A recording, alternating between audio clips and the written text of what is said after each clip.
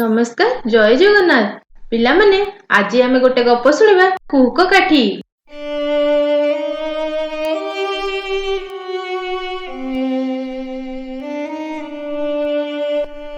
जणे परे जणे एका दिन रे बापा माँ दी जण आग पछ होई चली गले आर पारिकु।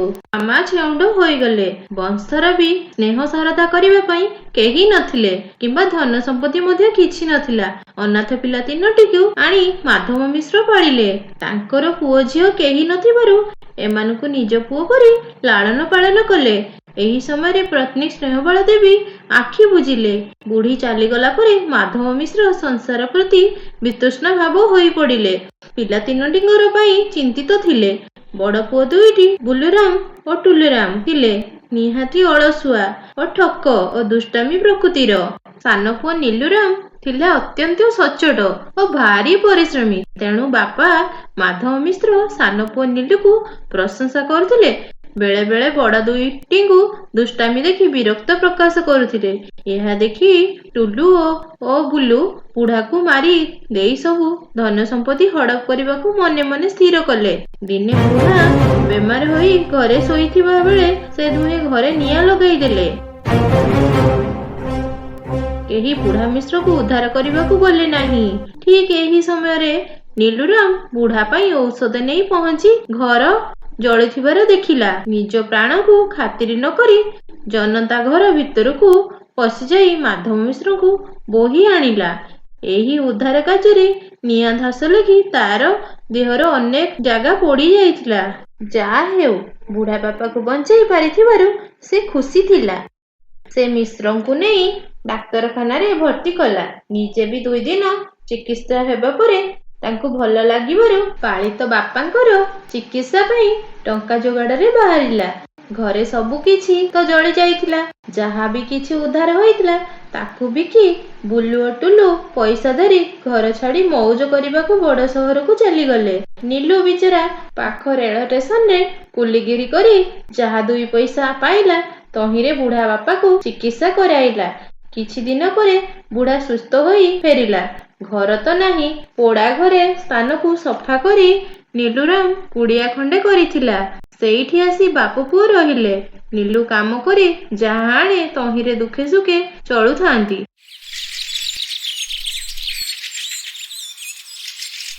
दिने कुलुराम कामरु फेरी रांधी बाड़ी नीलू बुढ़ा मिश्र को खुआइला और परे निज पाई भात बाड़ी खाइबा को जाउछि। एही समय रे दांड दुआरे डाक सुनिला। बाबू मुठे खाइबा को दियो 3 दिन मु खाइनी। नीलू भाविला जदि केही 3 दिन हेला न खाई रहिछि से गोटिए ओली न खाइले खत कौन। दांड दुआर को आसी देखिला जणे जणे दांड दुआरे फकीरटीए ठिया होई कातर कंठरे खाद्य मागुछंती। से निजर खाइबा आनी फकीरंकु देईदेला। फकीर सेठी बसी खाइबा को लागिले। नीलू अति आदर रे तांकू पानी आनी देला। फकीर जनक खाई सारी हाथ धोई परम तृप्ति रे नीलुराम को आशीर्वाद जणाइले एवं तांको झुलीरू रूपार एक काठी बाहर करी ताकू देले। कहिले एइटी एक कुहुक काठी एहाकु जत्न रे रखिबो। एई काठी के ईश्वरଙ୍କ नाम नेई परर मंगल पई जहा मागिबो ताहा मिलिबो। किंतु अति स्वार्थपर होई परर अनिष्ट पई किछि मागिले ओलटा हेबो। फकीर चली गला परे नीलू ईश्वरଙ୍କୁ नाम नेई काठीटिकु धरी प्रार्थना कला। घर खंडिक नथिबारु आमर पालक वृद्ध बाबा बड़ कष्टरे अछंती। तांको पई कोठा घर और धनरत्न दासादासी सबु दियो। दुखी भिकारीଙ୍କ सेवा पई प्रचुर खाद्य दियो।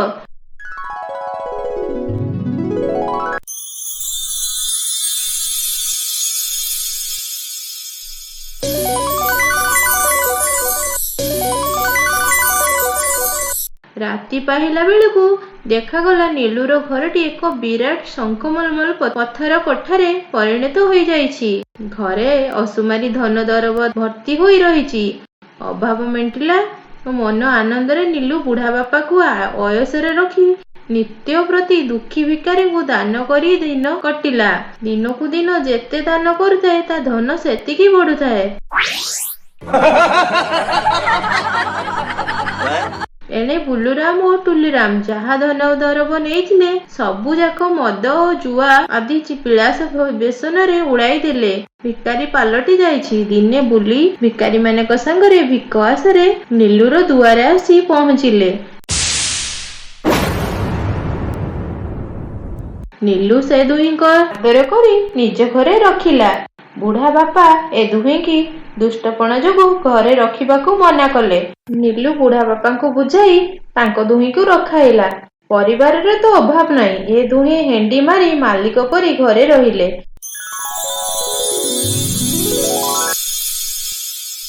ହେଲେ କଥାରେ ଅଛି ଘୁଷୁରୀ ପ୍ରକୃତି ପଙ୍କେ ଲୁଟେ, ମଣିଷ ପ୍ରକୃତି ମଲେ ତୁଟେ।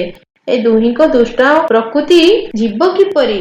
ଏତେ ସୁଖରେ ରଖାଇଥିଲେ ବି ବୁଲୁରାମ ଓ ଟୁଲୁରାମ ସଦାବେଳେ ନୀଲୁର ସର୍ବନାଶ କରିବାରେ ଚିନ୍ତା କରୁଥାନ୍ତି। ସରଳ ମନ ନୀଲୁରାମ ଠାରୁ ଏକ ଧନ ସମ୍ପତ୍ତି କୁହୁକ କାଠିର କରାମତି ବୋଲି ଜାଣି ଦିନେ ସେଇ କାଠିକୁ ଚୋରି କରି ନେଇ ପଳାଇଲେ। ପାଖରେ ଥିବା ଏକ ସମୁଦ୍ର କୂଳକୁ ଯାଇ କାଠିକୁ ଧରି କହିଲେ, ନୀଲୁର ଘର ଓ ଧନ ଦରବ ସବୁ ଏକାଠି ନେଇଯାଅ। ବୁଢା ଆଉ ନୀଲୁକୁ ଭିକାରୀ କରିଦିଅ। ଏତିକି କହିଛନ୍ତି କି ନାହିଁ ବୁଲୁ ଓ ଟୁଲୁ ଦୁହିଁଙ୍କର ଦୁଇଟି ଲେଖାଏଁ ଦାନ୍ତ ଠକ୍ ଠକ୍ ହୋଇ ଝଡ଼ି ପଡ଼ିଲା। ପରର ଅନିଷ୍ଟ ଚିନ୍ତାର ଫଳ ମୂର୍ଖ ଦୁହେଁ ବୁଝିଲେ ନାହିଁ। ଭାଗ୍ୟରେ ରାଗରେ କୁହୁକ କାଠିକୁ ତଳେ ପିଟି କହିଲେ, ଯା ନୀଲୁ ଆଉ ବୁଢାକୁ ପିଟି ପିଟି ମାରିଦେ। ସେ ଦୁହେଁ ମଲେ ଆମେ ସେ ସମ୍ପତ୍ତିର ଭାଗିଦାର ହେବୁ।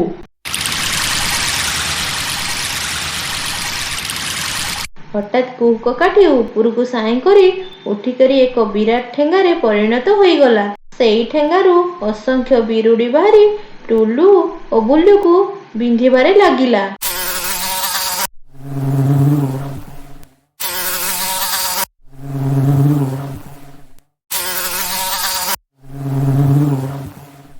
ସେ ଦୁହେଁ ବୋପାଲୋ ମାଲୋ ବୋଲି ରଡି ଛାଡ଼ି ସମୁଦ୍ର ଆଡ଼କୁ ଦୌଡ଼ିବାରେ ଲାଗିଲେ।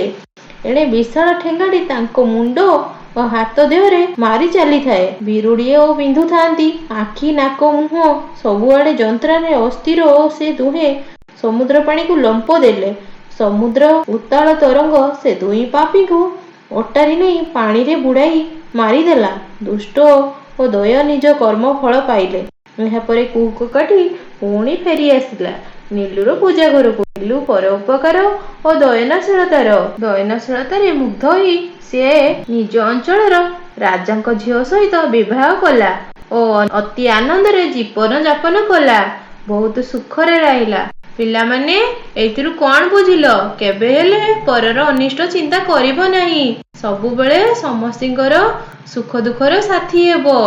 ବୁଝିଲଟି ପିଲାମାନେ? ଏ ଗପଟା ଭଲ ଲାଗିଛି କି ନାହିଁ କମେଣ୍ଟ କରିକି କହିବ।